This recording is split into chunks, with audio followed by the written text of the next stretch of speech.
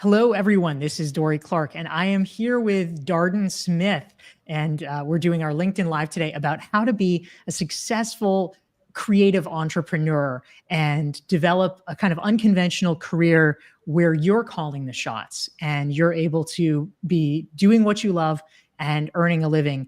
And it may not be following the conventional path, but that's part of the excitement. And Darden is a successful musician and a painter and a creative in every sense of the word. He has been doing it for the past 30 plus years. Darden, it's so great to have you here. Dory, it's a pleasure. Yeah.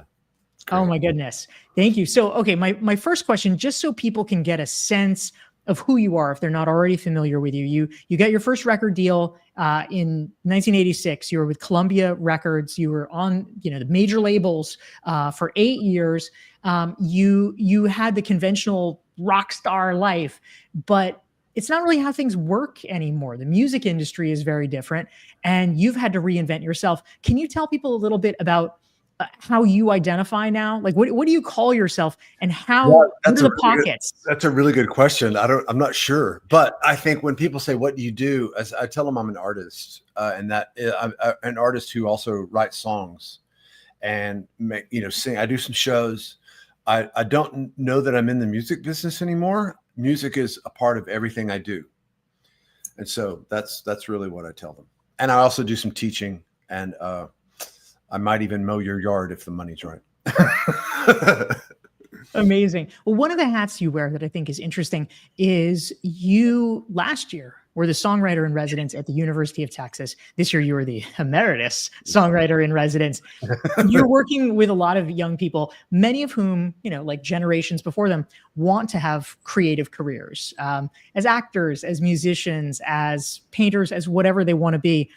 Typically, these are the careers that make parents incredibly squeamish because there's not really a clear path to monetization.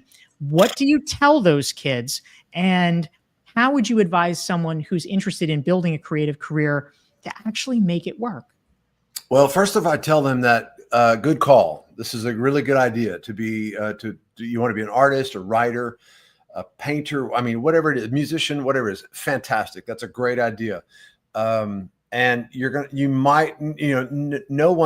very few people grow up in a house where they go, okay, here's what I want you to do. I want you to be a songwriter. I think you should be like parents don't say that. I'm a parent. I didn't tell my kids that. I went, oh my God, because it's hard. It's really hard to be a self-funding creative person. So I tell them there's a couple of steps. First off, how you deal with your parents and how you deal with that whole thing that's an issue. You being honest with them is good. But I would say first off is get good at what you do. Just be good. And so put in the hour, the whole 10,000 hours, story that's out there actually is true. You have to put in that sort of base time in the creative field that you want to pursue. That's just the deal. And once you get that established, then it's easy to spread out, and you can go over here, you can go over here, but you have your craft. At the end of the day, creative people who make creative work, creative workers and creative jobs and creative careers, it's built on craft, and it's a really sort of blue collar approach to it, where it's just, you just do the work. And that sounds mysterious and weird, but it's like, it's kind of true. I started so long ago, God, it was 40 years ago, so the industry was totally different, but the steps that I went through to build my life are no different than what a person who's starting now, say a 20-year-old or 19-year-old, it's the same thing. It's first off, are you good? Okay. And if you want to, and you probably have a skill, okay, the way you get better is you put in a lot of time. And so you build your life around that creative thing. If you're an artist, you paint, you got to paint. you gotta, if you're a songwriter, well, you need to write some songs, and you need to write a lot of songs. Allow yourself to be bad. Allow yourself to not be an expert. So turn that voice off in your head that's judging you next to Taylor Swift or whoever it is. It's like, you're not Taylor Swift. And the way Taylor Swift got there is Taylor Swift worked her ass off. I mean, it's like, that's the deal. And then you get good. And then you just have to work hard. And that sounds so silly to say that, but the work can look, social media is huge. Image, all that stuff that's like way different than when I started. That's a part of the work now. You have to do that. So you have to, do you want gigs? Okay, you got to book some gigs. Do you want to get in a gallery? Okay, you have to go to the gallery. You have to do this work. And I think one of the main things I try to talk with students and just people that I'm coming to contact is the idea of debt and how much debt and lifestyle can hold you back from your creative options. Because if your debt is paying for things that are behind you, and it's really hard to, I mean, this is maybe a bad cultural reference, but when I was a kid, so this would be in the 70s, whatever, there was the OJ Simpson Hertz car commercials. Okay, the OJ Simpson Hertz car commercials. He's running through the airport, and I remember watching this commercial with my father. And my father goes, you know how OJ can run through the airport? I said, no. And he goes, he doesn't have any luggage. Don't get luggage, son. Debt is, my father was in mortgages, so this was his living. But he goes, don't buy anything you can't pay for. So living the lifestyle of a creative person in the beginning, and I would say the first maybe 10, 15 years, you need to prepare yourself to have a little bit less of the material comforts as some of your friends who may be getting a law degree. It's not that you're not as smart as they are. It's that your pay is just on a different scale and level. It has nothing to do with your happiness, by the way, because your happiness, once it's studies prove this, once you are able to pay for your rent, food, safety, all that stuff, the happiness thing levels out. It has nothing to do with your income. Yeah, you're raising such good points, Darden. I just want to jump in. So just to underline part of what you're talking about. So obviously you've got to build up your skills. You need to avoid debt because that gives you the freedom and the flexibility to pursue your goals. I also just want to say hi to the folks who are tuning in live to join us here. Julia is in Hollywood, California. Stay safe. We hope you're okay. We hope you're, keeping your mind off of flames by watching us. So thanks for being here. Akshay is here, Lisa's here, Anna's here, and Isabel. We love having all of you. Please type into the chat box. Let us know who you are and where you're tuning in from. And a great question came in from Anna or Anna maybe. She wants to know, what about AI and its effects on the talent and the hard work? We're getting tools now, Darden, like Sora, Suno. I may be putting my head in the sand on this one. I really don't worry about it. I just don't worry about it because it's like, listen, people used to, the guys who used to make wagon wheels flipped out when rubber came along. Just the guys, can you imagine being a big band musician post World War II when the big bands went away? They freaked, so you can freak out or you can just get better. The one thing that I don't think AI can do is match the magic of the human experience. And what the creative person's job is to look at the world, process the world, and put that thing, whatever thing you do, whatever your craft is, put it back out into the world, combining truth, heart, and craft. If you can do that, I believe that you will always trump AI. I'm sorry to use that, but it's like, I think that it beats it. I could be wrong, but that's, as a 60-year-old man, 62, it doesn't bother me. It's like, whatever, cool. Synthesizers are AI too. Yeah, drum machines are AI. I mean, as a friend of mine said in 1994, we were making a record in New York. He goes, if the machine is playing you, that's not good. If you're playing the drum machine, it's music. Play the AI. You want to play it, work it, play it, make it art. Yeah, you raise such a good point. I mean, over time, our definition of technology and where it fits is very malleable. I mean, artificial insemination or you know, a pacemaker seemed so high tech and so freaky, and now everybody does it and it's normal, and that's not, you know, the destruction of civilization. Yeah, the one thing, it's like over the holidays, I had an experience where I was at a family reunion and I got everyone singing Christmas carols. Okay. And it brought everyone emotionally and actually physically brought them into the same room. That's from people singing out of tune. You know, they don't know the lyrics. You're out of tune. You're laughing. You know, people drop in, they're having conversations. That's the human experience. That I don't think that can be matched in the same way. That can get close, but there's nothing quite like going to see a live choir. That's not AI. So as it gets better, I think it's a challenge on artists and creatives to be better. Just get better.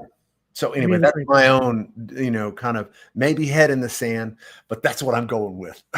I love it. I love it. We'll take it, Darden. Thank you. We want to say hi to some of our great friends tuning in here. Christina's in Houston. Jennifer is in Phoenix. Sylvia is joining us from Paris. Anita's in Mexico City. Paris, awesome. So good. We have a LinkedIn friend from Miami. We have Paula in Brazil and John in Cambridge. Isabel's in Palm City, Florida. Feliz is in Turkey. We have a LinkedIn friend in Dublin. Terry is in West Los Angeles. You stay safe too. Exactly. Mikhail is in Greece. Christina is repping Microsoft South. I did not know that was a state yet, but congratulations. I think it's a breakaway republic. So I love this. Oh my goodness. So Darden, my next question for you. Talk about your portfolio.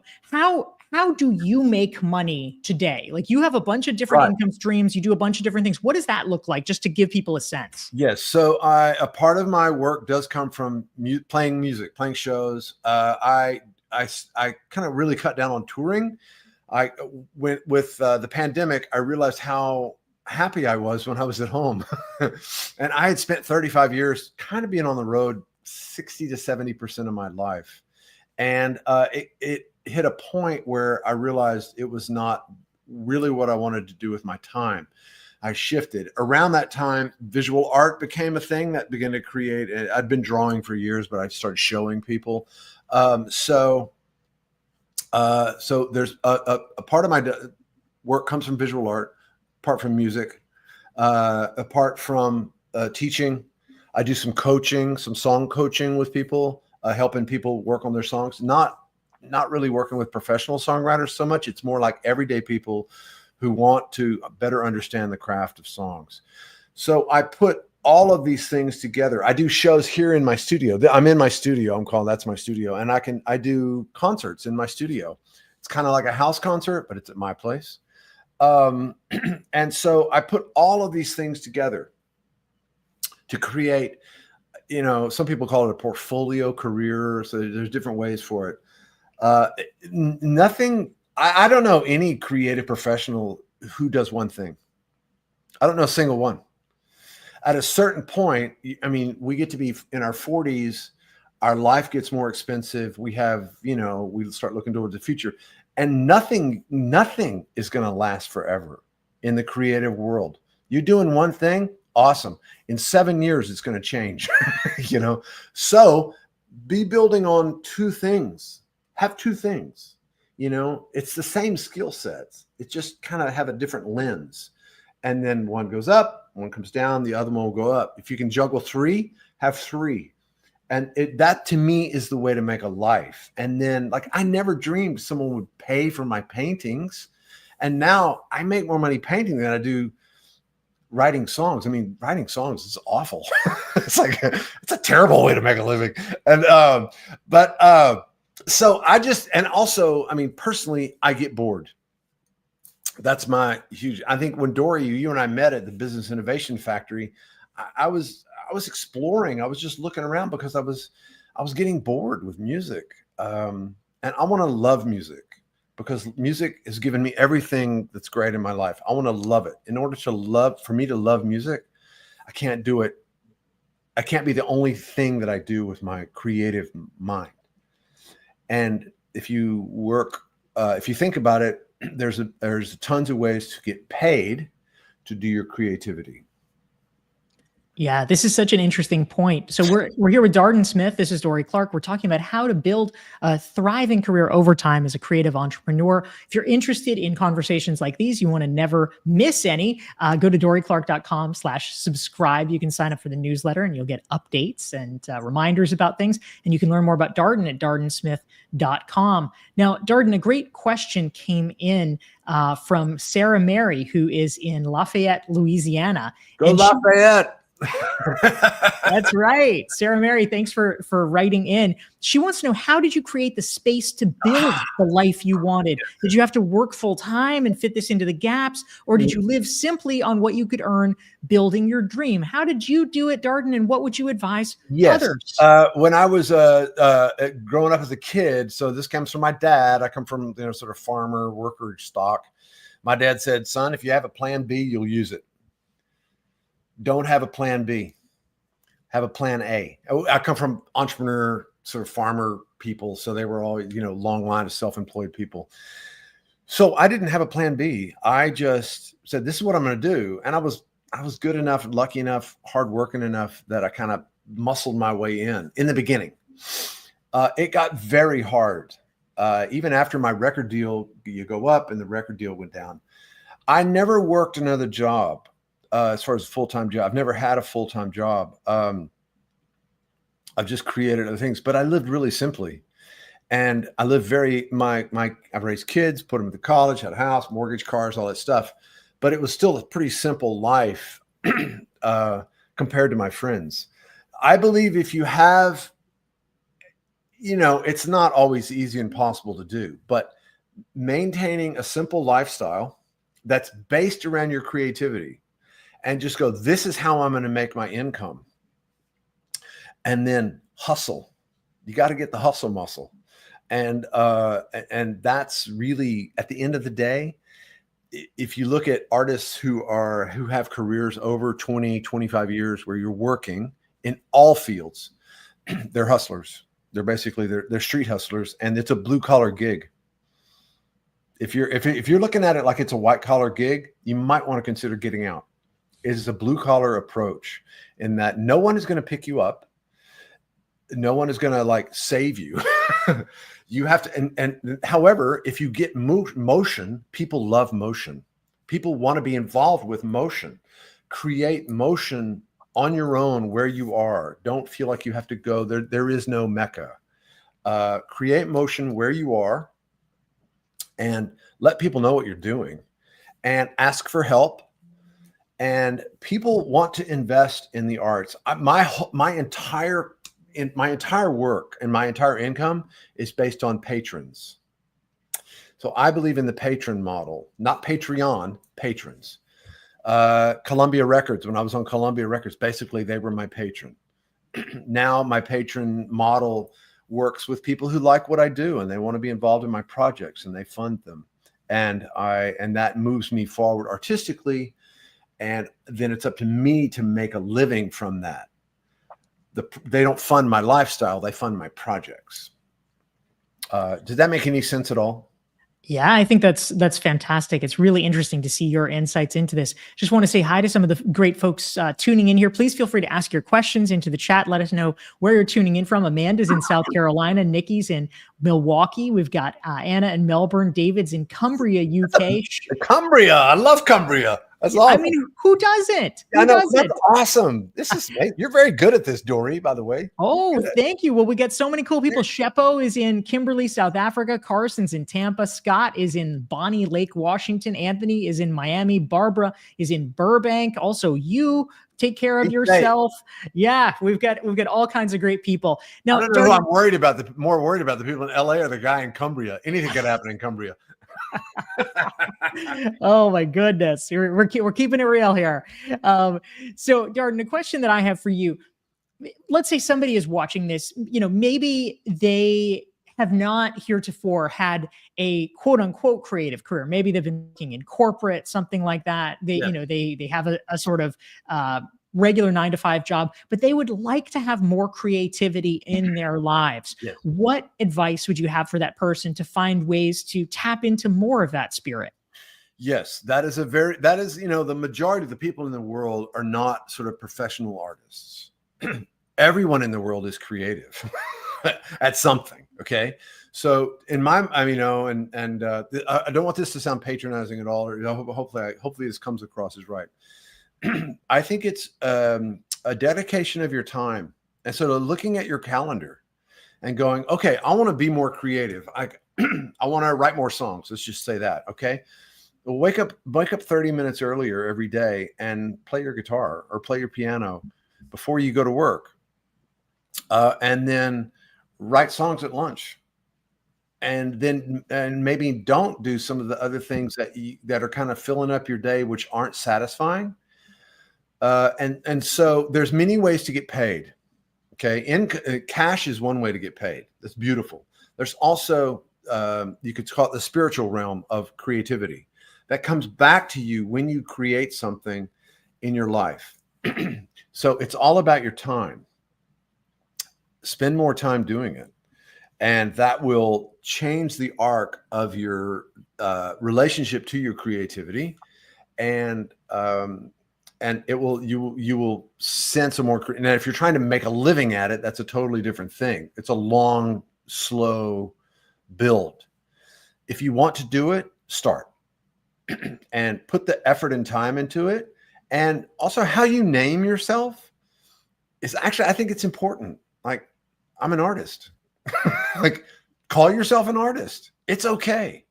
And it's also okay. Remember, Wallace Stevens, the great American poet, was an insurance executive while he was writing this crazy, like the most surreal poetry to ever come out of America. He was an insurance executive. It is okay to hold down a job and be an artist You're not an artist on the side. You're an artist who has a job. Totally cool. There's a lot of judgment in the arts, a lot of judgment about artists who go in, if you have a job. And I speak this first person. I am the most snobby person out there. And I used to have an attitude like, if you can't do it full time, you're not really doing it. I don't think that way anymore, because people have lives, and you have to, what is the balance, and what is your level of risk? How much risk, personal risk, are you willing to absorb? Personally, me, I come from a risk friendly family. My mother, not so much, my father. And so I'm actually quite adept, or quite comfortable with not knowing exactly what's going to happen. 3, 6 months, a year, I don't know. I'm not sure. Something. I do believe that if you're doing the right thing, if you're doing your creative craft with a proper amount of effort, and you're not just expecting that someone is going to magically save you or find you, you're doing all the work things involved with getting your craft and art into the world, the world will actually reward you, and you'll get what you need. You may not get what you want. You'll get what you need. That is, it comes, my entire life is built around this model, and it sounds, woo-woo, but it works. So you put the effort out there, you put the work out there, you get better, you realize you're going to get smacked in the face every now and then by just the world. You will get what you need, and you will get what compensation which can come in many forms. I drive a bartered vehicle. I barter for my cars. What did you barter? Art or? Well, it started out, I bartered commercials. I did jingles for a car dealer. It was great. I'd never done a jingle before in my life. And he asked me if I did jingles. I went, are you kidding? All the time. And so it started with that. And then I started doing private events for him. And then I did workshops, creativity workshops for him. And we've had this almost 35-year relationship of doing things. And now it's art, and he's also a patron. He's become this massive influence in my life. But I've been driving a bartered vehicle for 32 years. I'm That on is my ninth amazing. car. I'm on my ninth car. That's the wildest part that I've heard yet. That's amazing, That's Darden. I great. love Well, that. it's like it's pay. Yeah, It's that's so income. good. It's like it's allowed me to build up my other life without having to worry about a car payment. Yeah, exactly. Keeping the baggage low there. No, and I'll always tell him. I said he put my kid through college, my kids, by me not having. So that does that make sense? That all makes sense. Yeah. Yeah, that's amazing. We're only doing a half an hour today, so we're coming in for the close here. We're getting into our denouement. We have time for maybe one or two more questions, but a great one came in from Akshay, and Akshay is wondering, sometimes it gets challenging for people to balance the different income or revenue streams that might be disconnected from each other as part of the portfolio career. How do you tie them together? Darden, what do you think about this? I mean, it's true. It might be a little tricky. That's a very good question. First off, there's no easy answer for that. Like I don't, anything I'm saying on this call, it's an opinion. It's not a fact. It's an opinion. But I will say that what made the difference for me in my life, I had a guy who was my manager. He became my manager after the conversation we had, this conversation where I was describing, yeah, I do this and I do that, I do this. And he goes, do the people like over here, I was doing like music stuff. And he goes, and then I was working with schools and I was doing some theater stuff. He goes, do the music people know you're doing the theater, the school stuff? And I went, no, I'm not going to tell them that. And he goes, do the school people know you do the, no, not really. He goes, wrap your arms around it all. Wrap your arms around everything you do. This is what I do. When I was just being Mr. Singer-songwriter guy, but he goes, man, there's a million singer-songwriters. You're just another one. And then over here, there's a lot of people who go and do creativity stuff in schools. There's theory. But if you when I wrap my arms around it all, I'm a guy who I do write songs and I do perform, but I also go into schools and I do theater. I paint, I do things. This is what I do. Then there's only one of me. And that was this life-changing experience where I went, oh, this is who I do. This is what I am. And the other thing I can talk about this is my sweetheart, who's a woman named Haley Rushing. If you ever want to, she does purpose work, an amazing woman. But she helped me design a model, which was, and there's lots of ways to describe this: money, mojo, meaning. Some gigs I do, it's just money, man. I'm going to show up and I'm going to play a private party for you. I may not dig it, but you're going to pay me double the normal fee and I'll play your wedding or whatever. It's like, I'll do it. You know, if it's a wedding, it's like triple, but some are mojo. Some gigs are just fun. I'm just going to do this thing because it's fun. It fills my soul. Okay.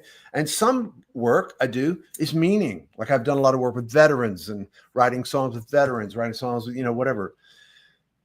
That way, before every gig, everything I do, I identify what it is in my mind. Is this a money thing? Is it a mojo thing? Is it a meaning thing? That way my bitterness level about my work went to zero.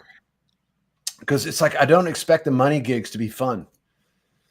And I don't expect it to be. And I don't expect the meaning gigs to be money. Okay. I'm doing it for different. And the mojo, it's like, there's no money sometimes in that. Every gig is a success. Every gig's a win. And most often, things that I do the work, they occupy two different, they're money and mojo. And every now and then I hit the trifecta. They're all three. I hope that helped answer that question, but it's like, it's about my mindset and wrapping my arms around it all, and money, mojo, meaning really like completely changed everything for me. It's a mindset. Yeah, it's such a good framework. Suzanne's digging it here, and I know everybody else is really appreciating it as well. I love also Lisa has summarized for us. She says, key learnings: cultivate your patrons, redefine compensation, barter a car. barter for everything. We're all taking that away. Here's the one thing I learned is that the creative class, you could call it a creative class, we're the cool kids. Okay, we're the cool kids. There's a lot of people who can't they don't have a tap. They're not tapped into their creativity. If you are tapped into your creativity and you're doing it and you're making a living at it, you're working at it, people want to be involved with you. They want to invest in you. Let them. Because they want to be involved in us, and we have something to give. You're not ripping anybody off. If you're ripping somebody off, it will bite you it'll bite you.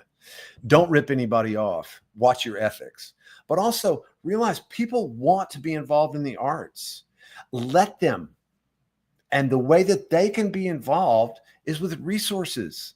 Some people are very good at making money. They're great. It's great. It's awesome. They want to be involved in the arts. Let them. It's a fair trade. You're giving them back art or whatever it is. It's a beautiful one. Listen, Michelangelo, that was a commission. That was a commission. That's right. Was a commission. Okay. All that stuff is patrons. It's the Renaissance model. It's a beautiful, beautiful, still very, very, very effective model for being an artist in the world. And it doesn't end as you age. This is another great way to age. We should have a call on my concept of the creative retirement account. I love it. There's so many good pearls to explore. Yeah. We'll leave that one for next time, but that sounds absolutely intriguing. This is Dory Clark. We've been here with Darden Smith. You can learn more about Darden. Check out his work at dardensmith.com. If you want to make sure that you're tuned in. Also, what, Darden? If you have a question, send me an email. You can contact me through my site. If you want to talk or you have a question about stuff, just send me an email. I'm like everybody else. I read my emails. I'll get fantastic. Back. Yeah. I love it. And for folks who want to sign up for my email list, go to doryclark.com, subscribe. You'll get reminded about upcoming events and conversations like this. Darden, it's been such a pleasure talking with you today. Thank you for sharing your wisdom. A pleasure. Thank you, Dory. You're great. Thanks. And thanks for tuning in, everyone. Take care.